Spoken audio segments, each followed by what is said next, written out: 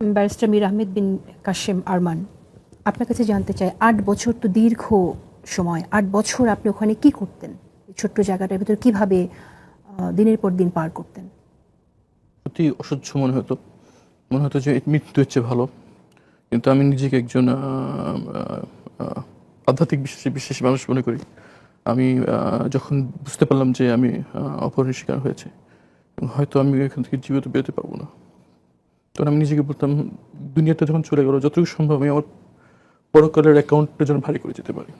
আমি চেষ্টা করেছি যতটুকু সম্ভব ইবাদত বন্দেগীর মধ্যে সময় কাটানোর জন্য। বারবার তাদেরকে আকুল আবেদন করতাম যে একটা ঘুরিয়ে দেন, যাতে নামাজটা করতে পারি সময় মতো। আর যদি কিছু না দেন, কথা বলি মনে হয় যে আপনারা মুসলমান, আমি মুসলমান, একটা ক্রসশিপ দেন, আল্লাহকে যদি ডাকতে পারি।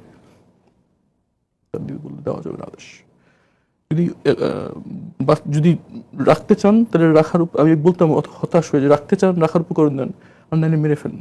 এভাবে রাখা, বেঁচে থাকা আমাদের যে মৃত্যুর চেয়ে কষ্ট। আমি বলতে পারি যে একমাত্র আমার আধ্যাত্মিক বিশ্বাসই আমাকে বাঁচিয়ে রেখেছে। যখন বের হলেন তখন কি মনে হলো? প্রথমে যখন আমার করে বের করছে তখন আমি তাহাজ্জুদ নামাজ পড়ছিলাম, অনুমান করে যে শেষ রাতে হতে পারে। ওই সময়টা নর্মালি যারা প্রহরী তারা ঘুমায় এবং নর্মালি আমাদেরকে বিরক্ত করে না। আমার সময় নামাজ পড়ছিলাম, আমার সময় 10-12 জন আমার সেল ঢুকে আমাকে বললো, কড়া কণ্ঠে বললো যে নামাজ শেষ করেন তাড়াতাড়ি। নর্মালি এটা তারা করে না, করতো না আগে। আমি তাড়াতাড়ি নামাজ শেষ করলাম। তারা আমাকে চোখ বাঁধতো যে জিনিসটা দিয়ে, সেটা ছিল সোয়েট রেজিস্ট্যান্ট ফ্যাব্রিক টাইপের এক ধরনের, যেটা ইউজুয়ালি সিকিউরিটি ফোর্সের ইউনিফর্মে ব্যবহার করা হয়। সেটা খুলে তারা আমাকে গামছা দিয়ে চোখ বাঁধলো, গামছা দিয়ে হাত বাঁধলো, বের করে তারা আমাকে বের করে নিয়ে চলে গেলো। আমি তো আসলে বুঝতে পারিনি যে বাইরে বিপ্লব ঘটে গেছে। আমি মনে করলাম ওরা মনে আমাকে মেরে ফেলবে। মনে মনে দোয়া করছিলাম যে আমার জন্য মৃত্যুটা সহজ হয়। তারা আমাকে গাড়িতে নিয়ে গাড়ির ফ্লোরে শোয়া ফেললো, আমার উপরে দুজন বসলো, আমার গায়ের উপর বসে গাড়ি চলা শুরু করলো। চলতে শেষ মুহূর্তে একটা জায়গায় যে তারা আমাকে জিজ্ঞেস করলো, গাড়ি থেমে গেলো, আমাকে বসার হলো, জিজ্ঞেস করলো আমরা কারা। আমি বললাম, আমি অস্বীকার করলাম, কারণ আমি তো স্বীকার করার সুযোগ নেই। তারা বললো যে আপনি কোথায় ছিলেন? আমি বললাম আমার জানা নেই। তখন একটা কথা বললো যেটা আমার বুকে ধাক্কা লাগলো, বললো সবাইকে এটাই বলবেন। তখন আমার কাছে মনে হলো মনে হয় আমাকে মারবে না, কারণ মারলে তো কথা বলার প্রশ্ন আসে না। আমি একটা ধাক্কা খেলাম, আমি পড়ে গেলাম, গাড়ি চলে গেল। তখন আমি মনে হচ্ছিল যখন একটা গুলির আওয়াজ শুনবো আর সব শেষ হয়ে যাবে। সূরা ইয়াসিন পড়ছিলাম, সূরা ইয়াসিন পড়লে মৃত্যু সহজ হয়।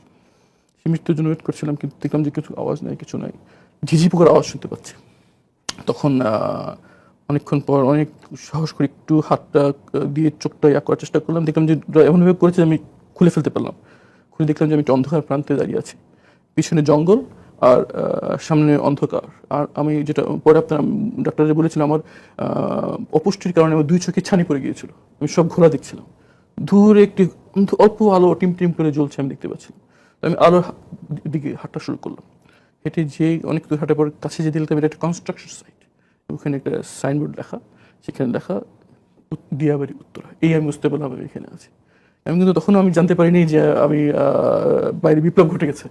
আমি তখন বলতে পারছিলাম না আমার পরিচয় কি।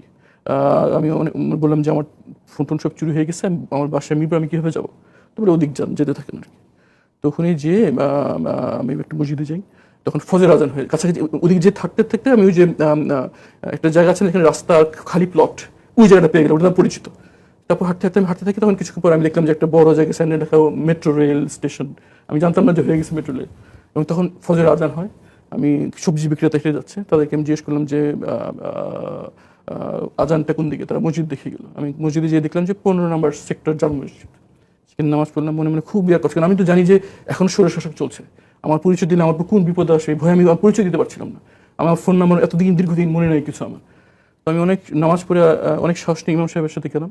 উত্তরা যেহেতু বুঝতে পেরেছি, উত্তরা একটি অলাভজনক একটি প্রতিষ্ঠান, একটি হাসপাতাল ছিল, যেটা আমার পিতা প্রতিষ্ঠা করে রেখেছেন। আমার অনেক আল্লাহ আমার হলো যে উঠে গেলে হয়তো লোকজন আমাকে চিনতে পারবে। আমি ইমাম সাহেবকে যে বললাম যে ভাই আমি তো সব চিন্তা হয়ে গেছে, উত্তরায় একটু হাসপাতালটার পাশে আমার আত্মীয় থাকে, আমাকে নিয়ে যাবে নাকি? উনি আমাকে হাসপাতালে নিয়ে গেলেন। হাসপাতালের লোকজন, আমি একটু ময়লা লুঙ্গি পরা ছিলাম, ছেঁড়া গেঞ্জি গায়ে ছিল, গায়ে গামছা যেটা দিয়ে চোখ ভিতরে গায়ে পরা ছিল, তারা আমাকে ঢুকতে দিচ্ছে না। বলছে যে কি দরকার? বলে একটু কথা বলা দরকার, বড় স্যার কেউ আছে নাকি? বলে বড় স্যার তখন তো ভোরের সময়, বলছে 9টার দিকে আসবে, দূরে যান। আমাকে দূরে সরাই দিল। তো আমি রাস্তায় বসে থাকলাম, বসে করছি। আস্তে আস্তে দেখলাম যে ক্লিনাররা আসলো, ডাক্তাররা আসলো, অনেক একজন স্যুট টাইপের একজন আসলো আর কি। তখন আমি দৌড়ে তার কাছে গেলাম। সে দেখলাম আমাকে লুঙ্গি পরে একটু দূরে আসছে, দেখে সে তার মোবাইলটা তাতে পকেট ভেবে ফেলে, যাতে ভয় আশঙ্কা করতেছে কে আমার চেতে চিনতে পারেনি। কাছে গিয়ে আমি খুব দেখলাম যে আশা করছি একটু চিনে কিনা আমাকে, আমার তো চেহারা নষ্ট হয়ে গেছিলো, এগুলো সে চিনতে পারছে না। আমি তাকে বললাম যে ভাই খুব বিপদে পড়ে আপনার কাছে আসছি, একটু মোবাইলটা একটু ব্যবহার করা যাবে নাকি? সে খুব সন্দেহ থেকে তাকাচ্ছে আমার, মোবাইল কেন? আমি বললাম একটু বিপদে পড়ে আসছি, একটু যদি দেখাতে সুযোগ দিত। সে তখন তো মোবাইলটা আমাকে দেয়, তখন আমি গুগল সার্চ করি আমার নাম, তখন আমার ওই ছবিটা উঠে আসছে যে স্যুট টুট। তো আমি মোবাইলটা আমার মুখের কাছে নিয়ে দেখলাম, চিনতে পারছেন?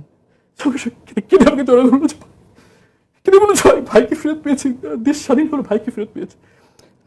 দেশ স্বাধীন হয়েছে মানে সেই মনে জানতে পারলাম দেশ স্বাধীন হয়েছে। পরে আমি মনে আছে তার বাসায়, তার অফিসে বসে ল্যাপটপে দেখলাম যে গুলি হচ্ছে, গুলি হচ্ছে, বাচ্চা ছেলে গুলির সামনে দাঁড়িয়ে আছে, মারা ছেলেদেরকে গুলি লাইনে পাঠিয়ে দিচ্ছে। এই তরুণ যাদের এইসব জেনজি, যাকে সবাই অত্যন্ত ছোটাছুটি করতো, যারা ট্যাব এবং গেমস নিয়ে পড়ে থাকে, প্রাইভেট ইউনিভার্সিটির ছাত্র যাদেরকে অন্য পাবলিক স্টুডেন্ট যাদের ফার্মের মুরগি বলে ডাকে, তারা গুলির সামনে বুক পেতে দিয়েছেন, যার জন্য আজকে আমরা দিনের আলো দেখছি, নাহলে হয়তো আমাদের ওখানেই মৃত্যু হতো। তো এইভাবেই আমি মৃত্যু পরে পাই, পরে আমি জানতে পারি যে আমি স্বাধীন হয়েছে, দেশ স্বাধীন হয়েছে। এবং তারা তখন আমার পরিবারের সাথে যোগাযোগ করে। যখন হাসপাতাল থেকে ফোন যায় পরিবারের কাছে, সবাই ভয় পেয়ে গেল।